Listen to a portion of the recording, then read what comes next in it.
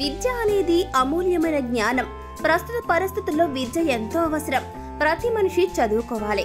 విద్య మనిషి జీవితానికి చాలా ముఖ్యమని చెప్పుకోవచ్చు. విద్య వల్ల అనేక ప్రయోజనాలు ఉన్నాయి. ప్రభుత్వాలు విద్యారంగానికి పెద్దపీట వేస్తున్నాయి. ప్రతి ఒక్కరికి మెరుగైన విద్యను అందించాలనే ఉద్దేశంతో ముందుకు వెళ్తున్నాయి.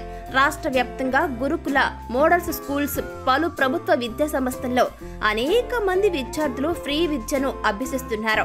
ఇటు నిరుద్యోగ నిర్మూలనకు కూడా ప్రభుత్వాలు ఎంతో కృషి చేస్తున్నాయని చెప్పుకోవచ్చు. నిరుద్యోగ నిర్మూలనకు పలు చోట్ల ఉద్యోగ మేళాలు నిర్వహిస్తూ నిరుద్యోగులకు ఉపాధి కల్పిస్తున్నారు.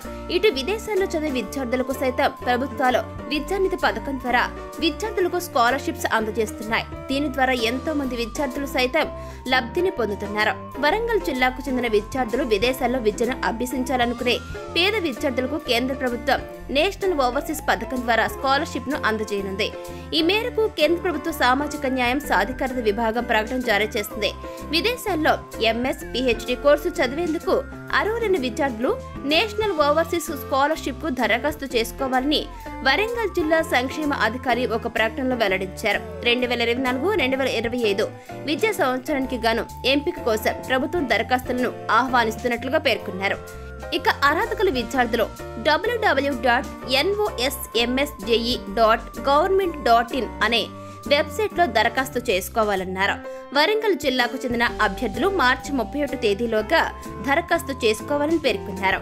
అభ్యర్థులు ఈ అవకాశాన్ని సద్వినియోగం చేసుకోవాలని కోరారు. కాగా ఈ స్కీమ్ కింద అర్హత కలిగిన వారికి ప్రభుత్వం ఏటా మెయింటెనెన్స్ అలవెన్స్ కింద $1,400 అందిస్తుంది. ఇంకా కంటింజెన్సీ అలవెన్స్ కింద $1,500 ఇస్తుంది. అంటే మన కరెన్సీలో చూస్తే దీని విలువ దాదాపుగా 14 లక్షలకు పైనే ఉంటుంది.